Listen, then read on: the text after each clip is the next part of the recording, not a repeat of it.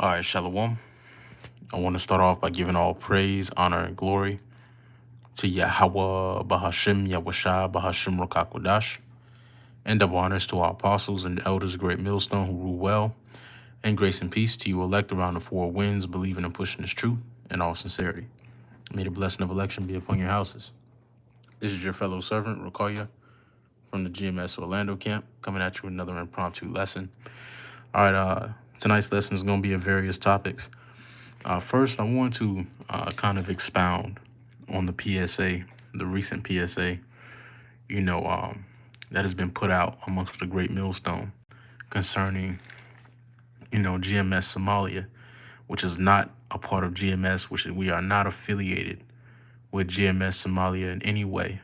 All right, neither do we subscribe to any of his views or beliefs. All right, that whole terroristic ideology is off according to the scriptures. All right, the scriptures do not preach, for us to go out and to bear arms and to fight, and to take up and raise up arms for our kingdom. All right, the kingdom is the Lord's. All right, the Lord will ultimately, come down and establish his superiority. All right, that's not our job. But I was watching the Elder Malcolm's video, and he made a beautiful point regarding, these recent targetings, from these different agent provocateurs surrounding, the Great Millstone, and that reason being because we preach the 100% truth. We preach the word of Yahweh Bashim Yahushua and sticking to the word, and putting off the carnality, putting off that the flesh, so to speak, and arming ourselves with the spirit of Yahushua, which has made the Great Millstone a target in the eyes of these different agent provocateurs. All right, because that's the biggest thing that Esau is afraid of. All right, Esau is afraid of when Israelites take on their blessing, which that blessing is the spirit, because he understands that that's a battlefield that he can't play on, a battlefield that he can't win, a battle that he can't win, a war that he can't win, But I'm gonna let you hear, it out of the Elder Malcolm's mouth, and have a couple of precepts here, then we'll move on to the next topic. So than never, to the scattered elect that are scattered around the four corners of the earth, that be like unto the speckled bird, the Israelite foreigners among the heathen nations, that look like those heathen nations, the scattered elect. And to the few Akwaf that are listening and learning, to you I say Shalom. Remember, the Israelites are scattered among all nations. This is not a black thing. All right? It's though you have some that wish it were or say that it is not. Anyone saying that is unlearned, and the spirit is definitely not working with them. But yeah, we're going to talk about a couple things. One is that it make you wonder, why would they use GMS, not IUIC, not ISUPK, not the Sakari, not Wi-Fi, not HOI, but GMS to put the false title of Somali on it, and then talk about all this crazy stuff that's not scriptural, that we don't speak about or teach. And that's a really poignant question. That's a really important question to ask. Why are these different groups? And there's been more than just this so-called GMS Somali guy. There's been many more. You had just a few months ago this guy coming under the guise of so-called GMS Israel, GMS Japan, and so on and so forth. These different fake pages. And why are they attaching themselves trying so fervently to attach themselves under the Great Millstone banner? And you'll hear it because the Great Millstone poses the greatest threat to Esau's kingdom, because we preach the spirit of Yahushua. We preach the word of Yahweh Bashim Yahushua, and to walk in the spirit. to put off to put off the flesh, to forsake, carnality and walk in the spirit as much as possible, which is a battlefield that Esau will not win. It's a battlefield that Esau can't play on. When it comes to spiritual matters, Esau has no way to deal with that. And so you have these different guys who are set up to try to drag this ministry into Esau's realm so that he can so that he can throw a couple of punches. But that's not how the Lord set up the great millstone.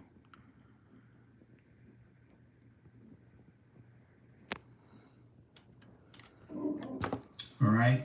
Because we're the true threat. The men of the great millstone is the true threat because the men of the great millstones teach the 100% truth.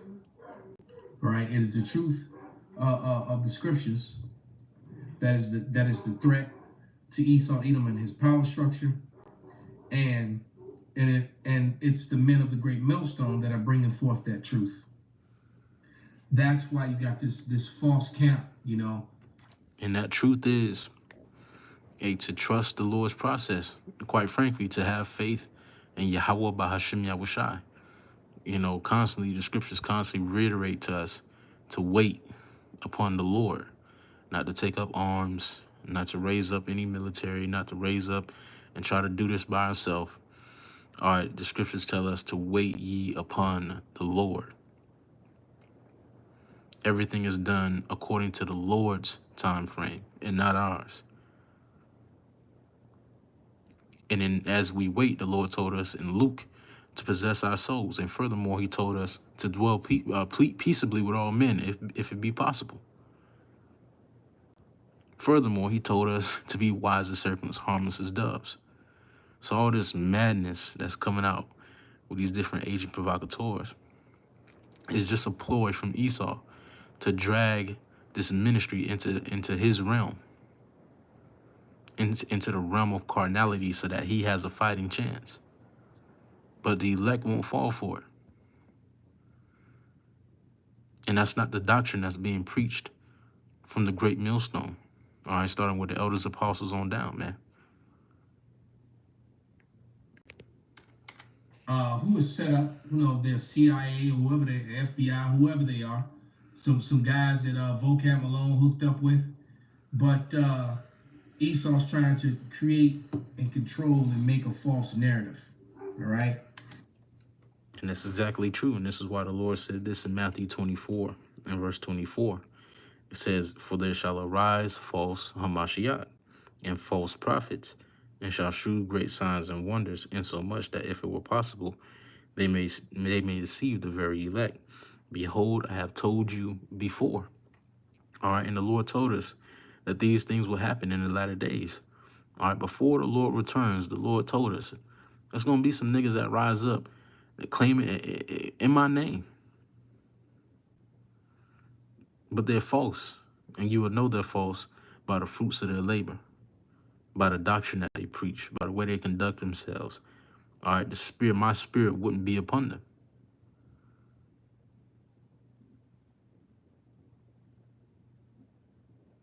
And that's exactly what we see.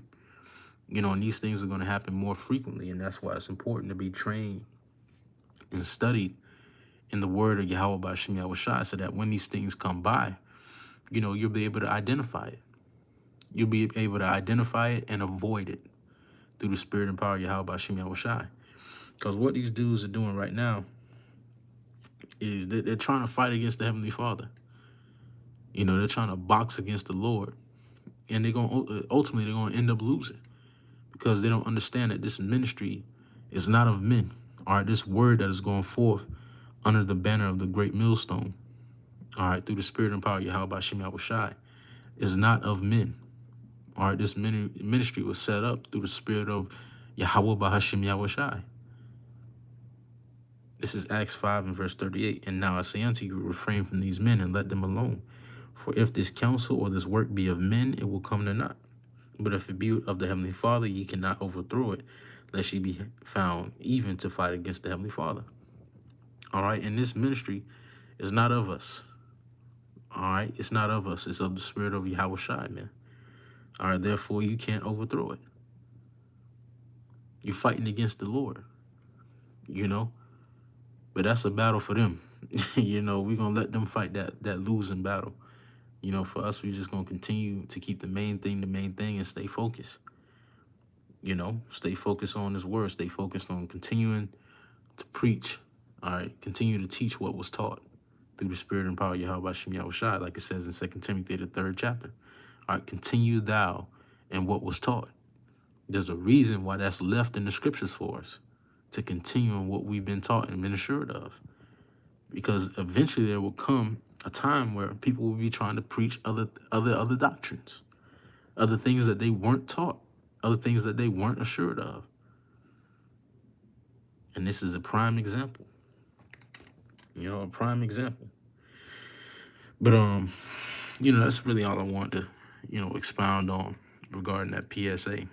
You know, the reason why these different agent provocateurs are targeting and trying so fervently to come under the banner of the Great Millstone is because the Great Millstone poses the greatest threat to this Edomite society.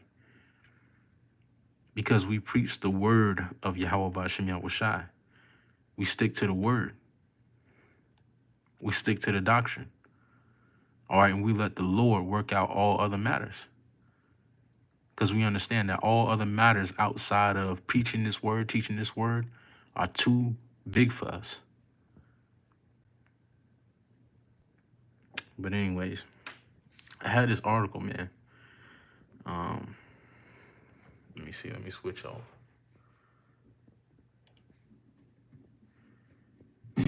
Oh, shit. It's like, give me a...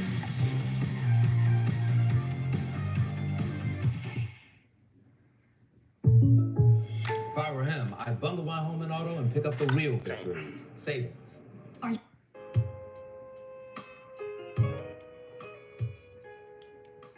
Got all these damn commercials. Right. It's lucky. Trying to get back into it. But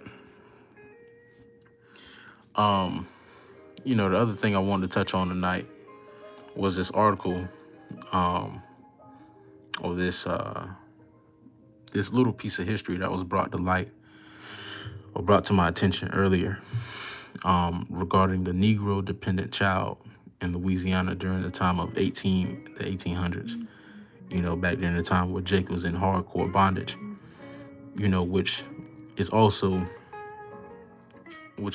you know, sparked the title for tonight's lesson. You know, you can attempt to hide history, you know, but in your attempt to hide history, you will become history regarding Esau eating the so-called white man. You know, and there's a lot of history that Esau has attempted to hide from us, from the nations, from the world, because of his gruesome nature. But now that the Lord, you know, has his spirit going forth throughout the four corners of the earth, all right, now he can't be hid anymore. All right, now, as it says here in Jeremiah 49:10, it says, "But I have made Esau bare, I have uncovered his secret places, and he shall not be able to hide himself. His seed is spoiled, and his brethren and his neighbors, and he is not." All right, and the Lord has made Esau bare. He's uncovered all his hidden counsels, all right, his hidden devices, all right, his hidden plans.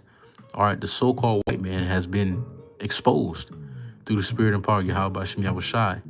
All right, to be that man of sin, that son of perdition, to be the wicked, to be that serpent, be the devil that the Bible speaks of, man. He's being revealed by the spirit of the Lord's prophets,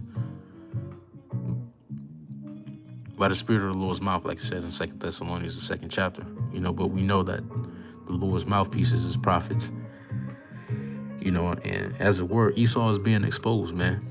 And in his attempt to cover up history, he's going to become history. Because the very same things, all right, that were done unto our nation are the same gruesome,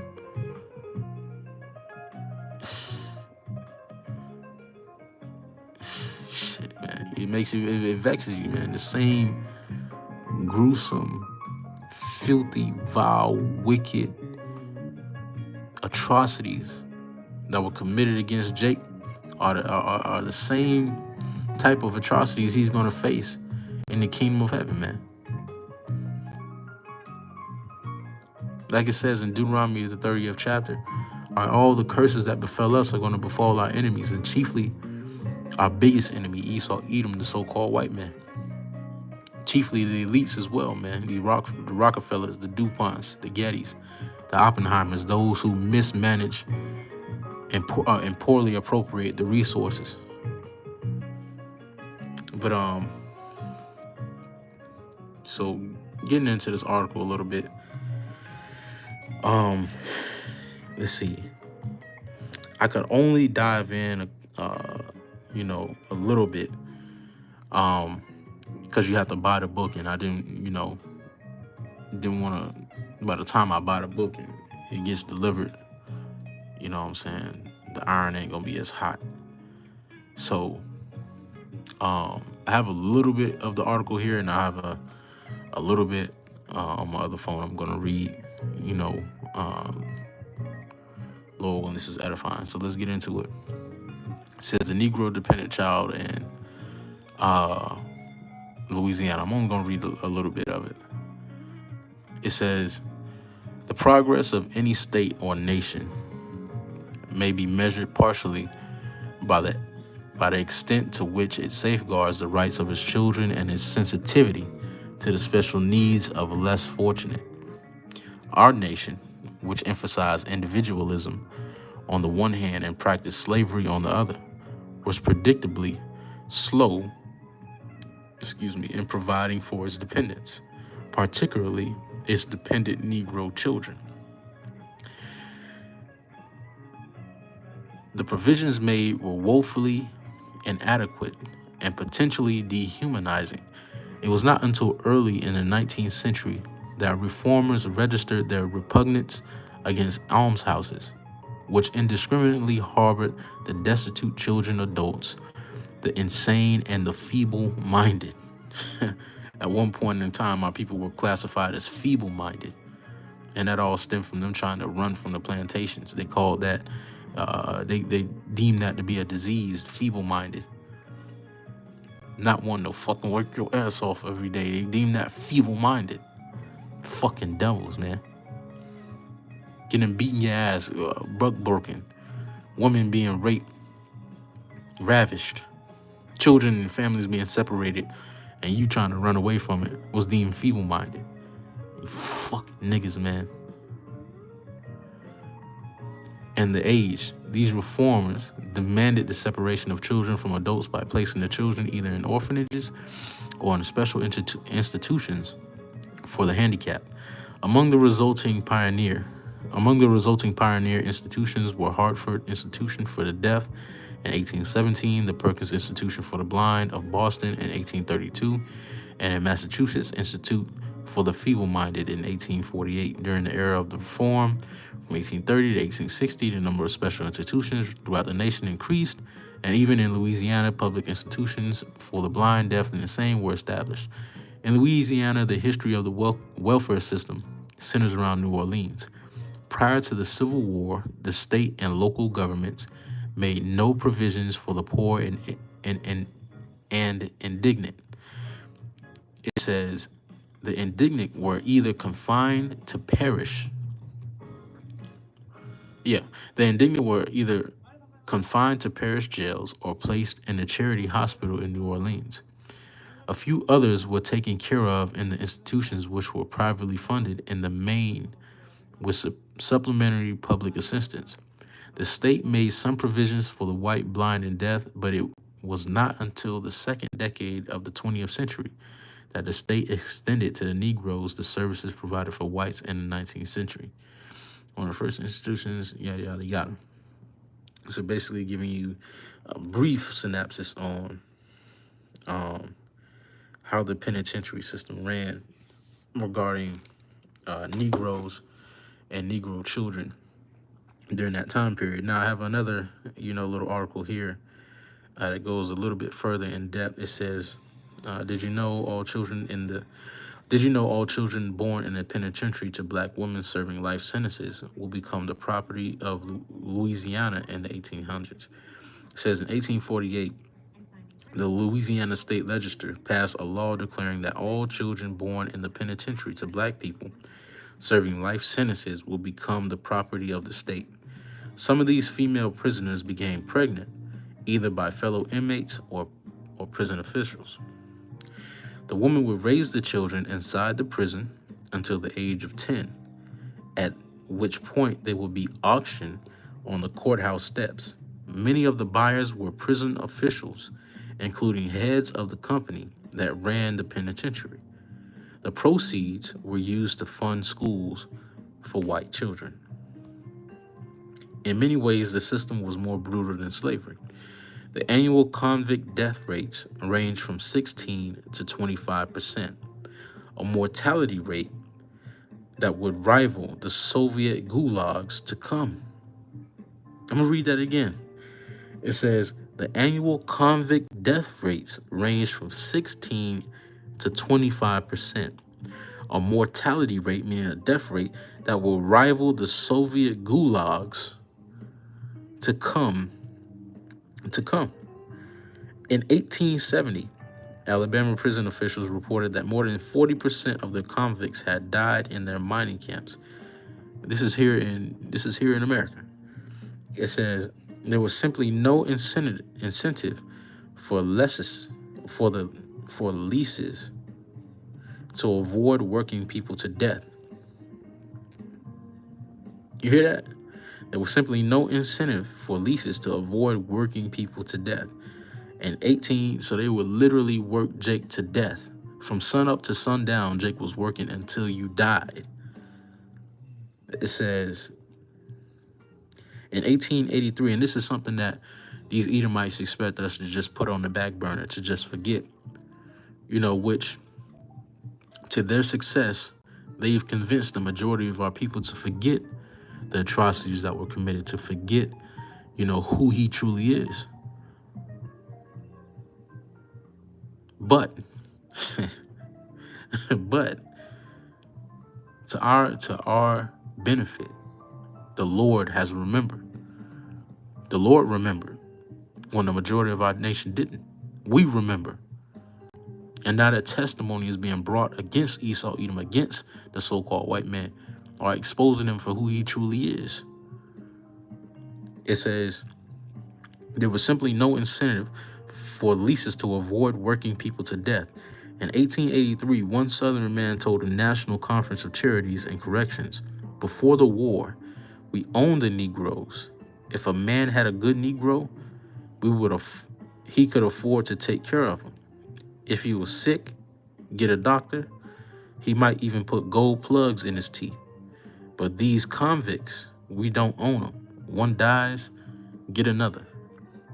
And that's how they thought about Jake. That's how they treated Jake. As an item, as cattle. As something that you could throw away, get another one. And the mindset hasn't changed. The scenery has changed, but the mindset hasn't. Slavery in no way has changed. The scenery has, but the concept, the mindset is still here. And the Lord remembers. And the Lord is starting to remember, man. The Lord is starting to move on our behalf as well. Thus, the prophecies that have been kicking off around the four corners of the earth. Thus, the raising up again of the Lord's elect. Lord willing, we're at that number. All right, the reestablishment of the Lord's Spirit in the planet Earth. All right, it's all happening. All right, because the Lord is starting to remember this devil. All right.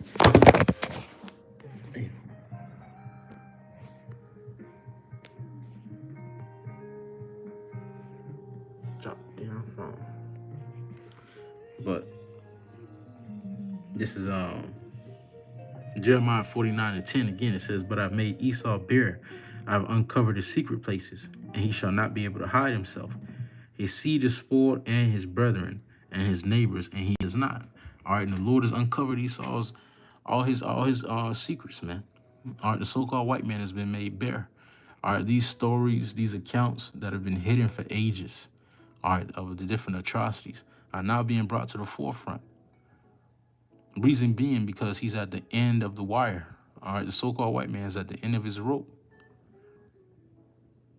Everything that he's attempted to hide, all the history that he's attempted to hide, all right, he's becoming a part of.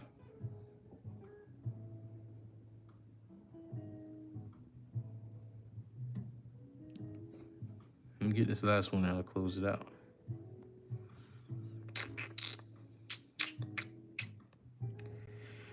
It's Amos, chapter 1, and verse 11. It says, "Thus saith the Lord, for 3 transgressions of Edom, and for 4 I will not turn away the punishment thereof. Because he did pursue his brother with the sword, and did cast off all pity, and his anger did tear perpetually, and he kept his wrath forever. But I will send a fire upon Teman, which shall devour the palaces of Bozrah." All right, and the Lord hasn't forgotten. All right, for all their transgressions, all right, the Lord is going to cut the nation of Edom off, man. All right, he said he's not going, the wicked shall not be acquitted in the book of Nahum, the 3rd chapter. All right, he shall not at all acquit the wicked. All right, the Lord is going to make Esau Edom pay, all right, for his atrocities done or committed against the apple of his eye. Edom is going to become history. The very same history they tried to hide, they're going to become. But with that being said, Lord wants to edify unto you elect. I want to give all praise, honor, and glory to Yahweh, Bahashem, Yahushua, Bahashem, Rakakwadash, and double honors to our apostles and elders of Great Millstone who rule well. Grace and peace to you elect around the 4 winds, believing and pushing this truth in all sincerity. May the blessing of election be upon your houses. Shalom. Stay up.